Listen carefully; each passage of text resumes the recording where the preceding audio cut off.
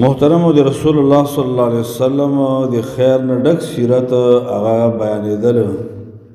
او د دې پر خبره رسیدلې و چې رسول الله صلی الله علیه وسلم باندې الله رب العالمین امتحاناتو د الله رب العالمین غم مقرر شوی حکم چې ظاهرا سوره بوا هغه به الله لری کا پلار د پیدایش نه مخکې وفات مور په شپږم کال وفات او نیکه چې هغه لویه سهاره وه بیا د دې نه بعد په اتم کال باندې هم الله وفات کړله دې نه بعد رسول الله صلی الله علیه وسلم د خپل مهربان تر ابو طالب په پرورش کې راغله او د پلار وصیت هم کړی و او د ابو طالب داسې د رسول الله صلی الله علیه وسلم تر چې د رسول الله صلی الله علیه وسلم په ترونو کې ناسکه نه و سکه و د رسول الله صلی الله علیه وسلم پلار عبدالله او ابو طالب دا د مور نه سره یو او بل د پلار وصیت هم و ابو طالب ته چې د ده به ډېر حفاظت کوي خیال به یې کوي نو ډېر زیات د هغه خیال به یې کول خو رسول الله صلی الله علیه وسلم کې الله د وړوکوالي نه د کمال صفات یې ښیو د خیر صفتونه د مروت صفت دا د اول نه د رسول الله صلی الله علیه وسلم خوی و نو په دغه عمر کې نبی صلی الله علیه وسلم چې کله د تر حالت ته کتلو هغه انتهایی غریب و مالی حالت د ابو طالب انتهایی کمزور و نو رسول الله صلی الله علیه وسلم د هغه سره ملګرتیا په معاش کې شروع کړله او رسول الله صلی الله علیه وسلم به ګډې بيزې سره ولې دې لپاره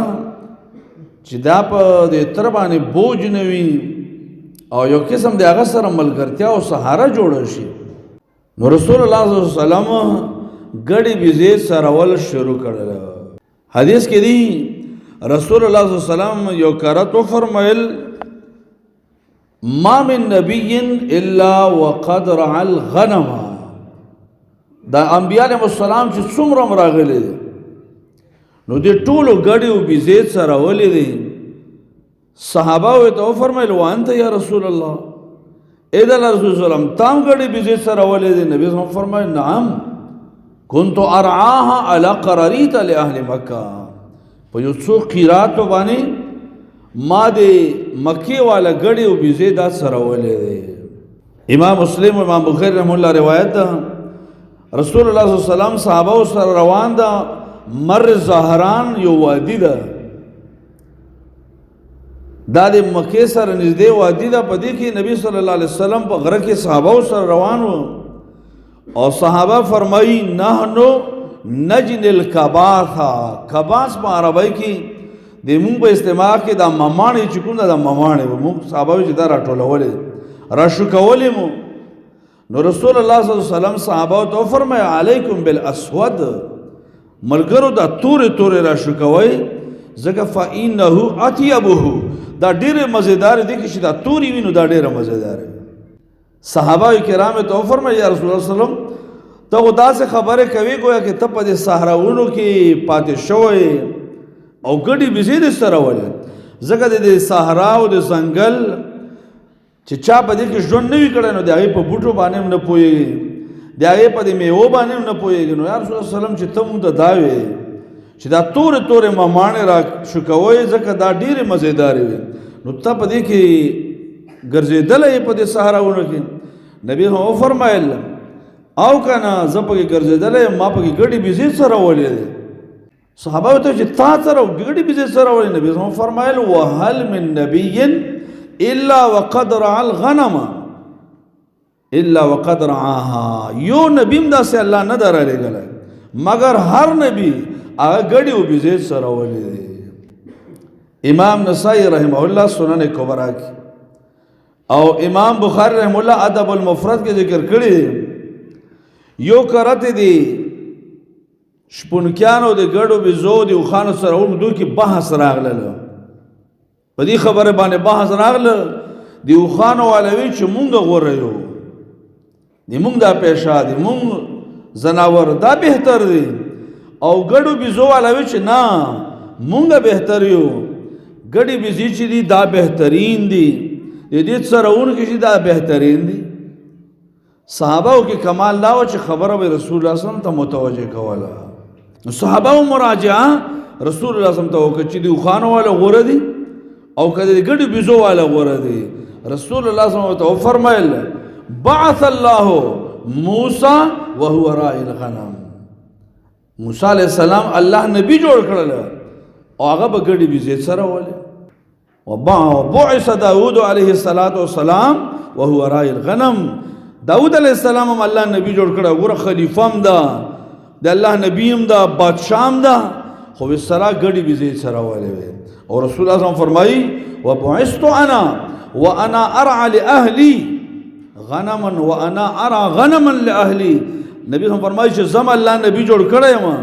ما به خپل کورنۍ والے د پاره ګډي بيزي سره ولې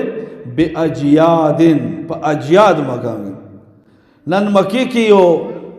سټریټ دا یو غلې دا هغه ته نن سبا د اجیاد ته نوم یې جیاد وته وي دا اصل کې اجیاد دا اې دې سره شاته محله کې غرونه رسول الله فرمایي په دې غرونو کې به ما ګډي بيزي سره ولې دی باندې سوال راځي چې د قران کې الله مونږ یو ټکی نه منع کړی یا الذين امنوا لا تقولوا راعنا مؤمنانو داسې بنوي چې راعنا وقولوا انظرنا صفاتک وي چې مونږ ته وګورئ لحاظ وکا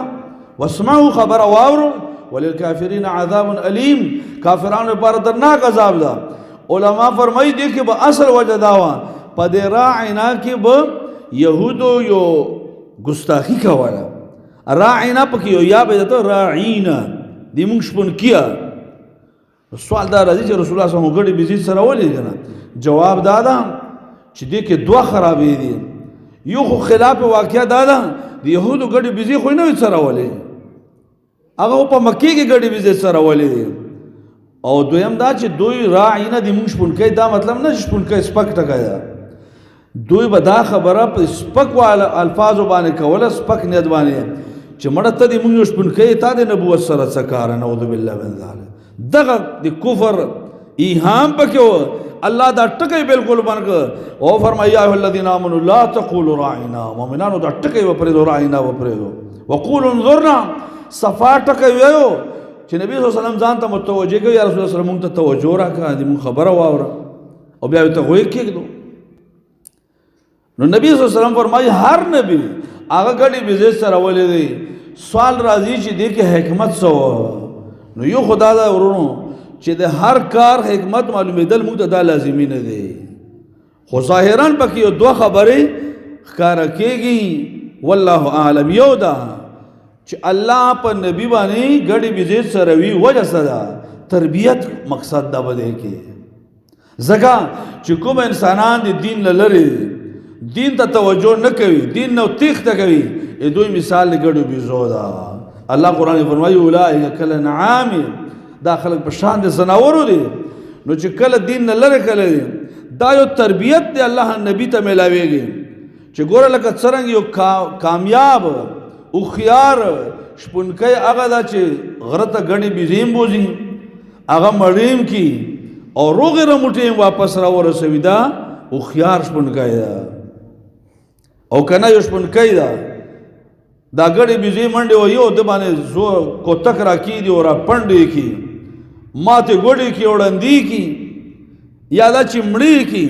او کمړې هم نکي بالکل وګي کور تراولي نو دا خو څوک د شپونکي کامیاب نه ګرځي الله تربیت ورکوي چې اے انبیاء علیهم السلام تاسو د انسانانو سره واسطه بده دي دغه وردا څوک بتا نه منډه وای څوک بتا پر خبره کوي څوک پروپاګاندا کوي څوک وای تاسو به حرمتي کوي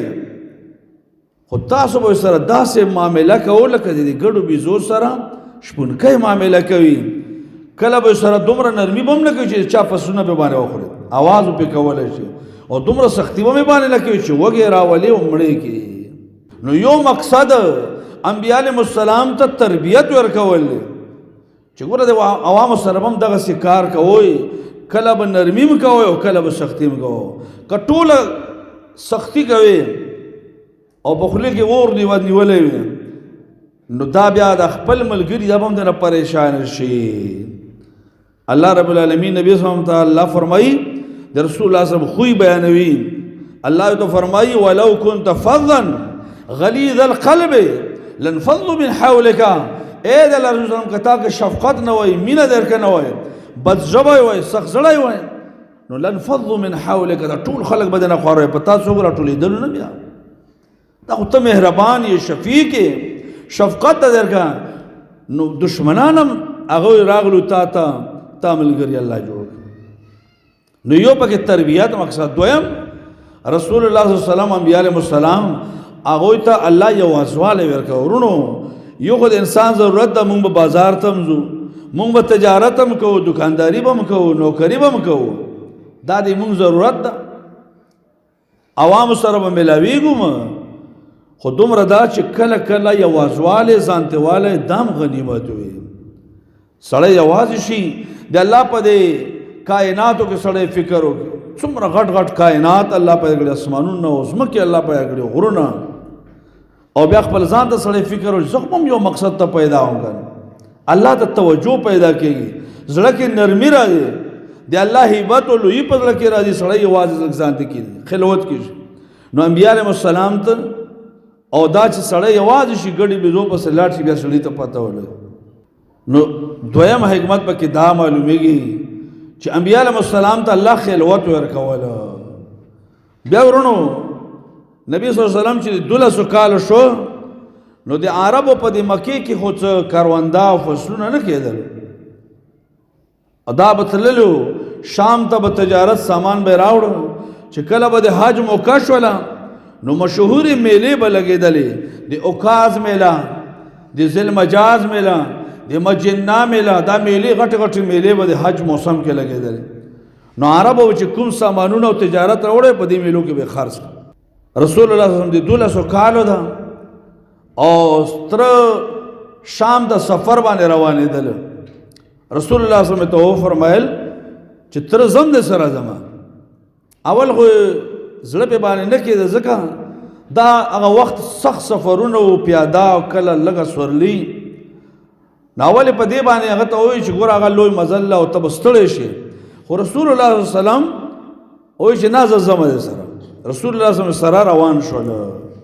د تر سره د 1200 کال په عمر باندې. نو د شام علاقې کې بصره د دې مرکز و، د روم د بادشاهانو تسلط لاندې و، خو چې کله دې ته راورسېد نو په دې لار کې یو راهب لکه نن موږ دا پیر چې په یو ګوټ کې ناست وي بس چا سره څه تعلق نه ساتي. اسلام کې دا شی نشته ده. یو مشهوره مقوله ده لا رهبانیت فی الاسلام، اسلام کې رهبانیت نشته ده چې سړی دې په دې ګوټ کې کینی او بس الله الله دې کوي. اسلام موږ نه دا نه غواړي، موږ به تجارت کوو، کاروبار به کوو، دعوت به کوو، ګرځو به. اسلام دې موږ نه دا غواړو، جهادونه به کوي مسلمانان. دا بهیره راهب په لار کې اوسېدلو دی چې کله دا رسول الله صلی الله علیه وسلم او نبی صلی الله علیه وسلم دا قافله را روانه وه نو بهیره راهب هغه کتلو چې دا ونیم داسې راښکته کېدې او د بوټو دا سجدې کولې او د پاسه په باندې وریځ را روانه وه. بهیره راهب پوه چې په دې قافلې کې څوک کمالي سړی شته ده. ورونو د الله نه علاوه بل چاته سجده کول دا ایمونږ دپاره کفر او شرک ده،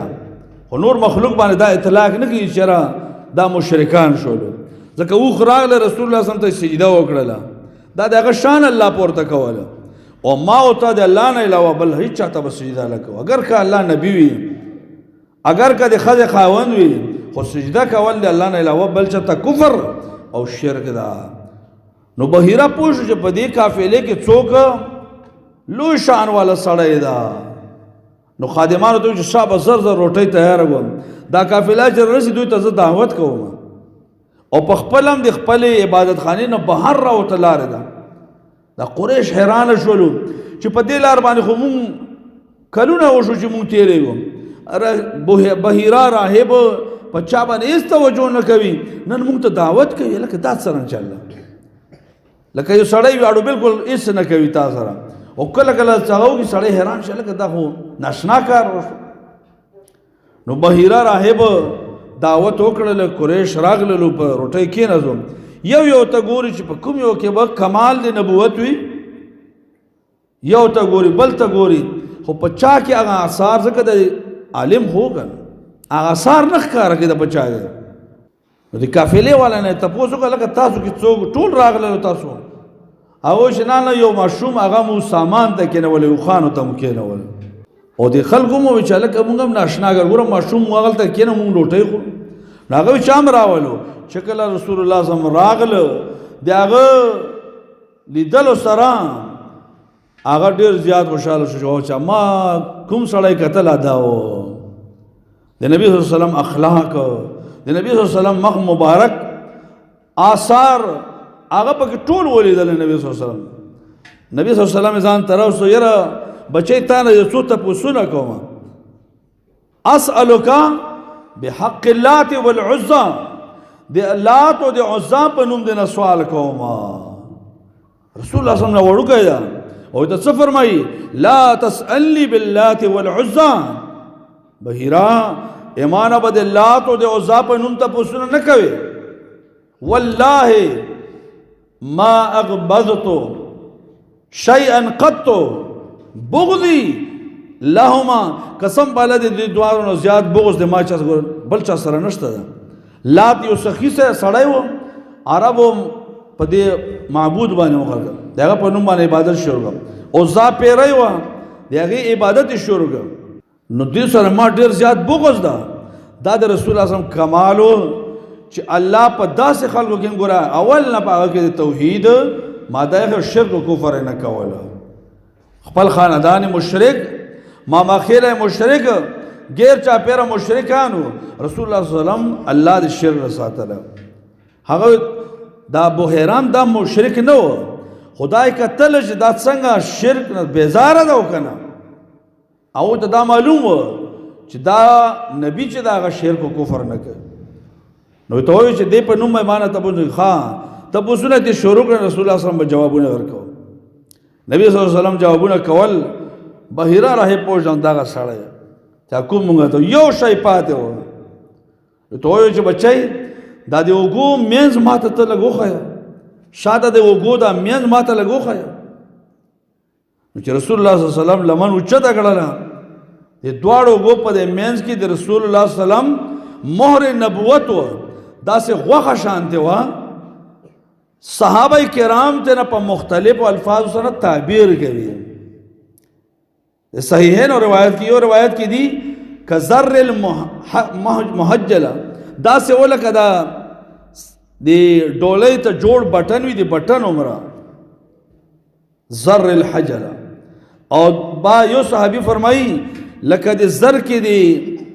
انډې په شان دی برګ بروګ، داسې یو غوټه شان دی غوښه شان. او یو بعض صحابه فرمایي کبیزت الحمامه، لکه د کوترې دا انډه چې دا دومره. اوس موږ ګوره دې کې بس سوچ کوي. چېرې یو صحابي فرمایي که زر الحجله، د ډولۍ دی بټن عمره. یو صحابي وایي لکه د زر کې دی انډې په شان. یو صحابي فرمایي که کبیزت الحمامه، لکه د کوترې دی انډې په شان دی. نو ته به څه وایې چې بدلر دا حدیث څوک دا وایي څوک دا وایي، بس لرې چې وایي خورځو. او ظالمانو خو ته قاعده هم یخې ده اذا تعارض تساقطه، چې تعارض راشي بس وغورځوه دا حدیث. نعوذ بالله من ذلک. نه موږ دا وایو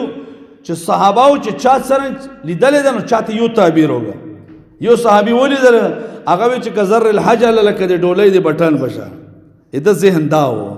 یو صحابي وایي چې دا د هغه د زر کې د انډې په شان برګ بروګ و، دا د تعبیر. نو دا صحابه تعبیر کړه. صحابي هغه د مهر نبوت بحیره چې ولیدله بس اوس پوه شو بالکل. اوس بیا یې وفرمایل چې هذا سید العالمین، هذا نبی هذه الامه، بالکل هم دا سید العالمین ده، د دې امت نبی هم دغه بچی ده. او تپوس ابو طالب نه وکړله چې ته د څه یې؟ هغه وایي چې زه د پلار یم. نو هغه ته وایي بحیره راهب وتوي چې ما ينبغي لهذا الغلام ان يكون ابوه حيا نه داسې نشي کېدلی چې د دې ماشوم پلار د ژوندی وي ځکه کتابونو کې مونږ ته لیک ده چې هغه ماشوم چې د هغه به یتیم وي نو ته یې پلار نه یې ابو طالب ته چې تره یم که نه بس او چې دا تره به وي خو پلار یې نشي کېدلی ورونو دا رسول الله صلی الله علیه وسلم الله دومره ښکاره کړی و دی اهل کتابو ته یجدونه مکتوبا عندهم فی التورات والانجیل قرآن کې الله فرمایي په تورات او انجیل کې لیک و لکه د رسول الله صلی الله علیه وسلم ټول تصویر الله جوړ کړی و خو دې ظالمانو خو ښه پېژندلم او بیا الله چې دا فرمایي نو دا په ځای باندې وي یعرفونه کما یعرفون ابناءهم رسول الله صلی الله علیه وسلم داسې پېژني دا ظالمان لکه څرنګه خپل زامن پېژني ایمان پې ولې نه راوړي زد اناد بغض او خپلې ټیکهدارۍ اجارهدارۍ دا تلل دا نشي برداشت کولی کنې دا نه چې رسول الله صلی الله علیه وسلم پټ و اول نه الله راښکاره کول او قریشو ته هم الله رب العالمین دی اول نه یو سبق هغه کوي چې ګوره دا نبي ده لکه بعضې یو عمل چې ده یو انسان به کتلی وي په یو مخ کې چې ته زمانې کې او بیا چې کله څوک وایي او چې یاره ما هم داسې په یو ځای کې کتلی و دا کار مې کتلی و الله رب العالمین ښکاره کوي په هر صورت بحیره راهب ابو طالب ته وایي چې دا وراره دی دا واپس مکې ته ولېږه ځکه په شام کې یهود او نصاره دي او دا چې څنګه وویني هغوی پېژني چې همدغه نبي ده ټول آثار په دغه ښکاره دي نو هسې نه دی قتل نه کړي ابو طالب د رسول الله صلی الله علیه وسلم ډېر مهربان و خپل څه ملګري خادمان یې سره کړو او نبی صلی الله علیه وسلم شام ته بون نه تلله او سامان د تجارت څه هغه ځای کې خرڅ کړ او نبی صلی الله علیه وسلم په کسانو باندې واپس مکې ته ولېږل ان شاء الله نور حالات د رسول الله صلی الله علیه وسلم هغه به آینده جمعو کې بیانوو بتوفیق الله تعالی اقول قولي هذا واستغفر الله لي ولكم وللسائر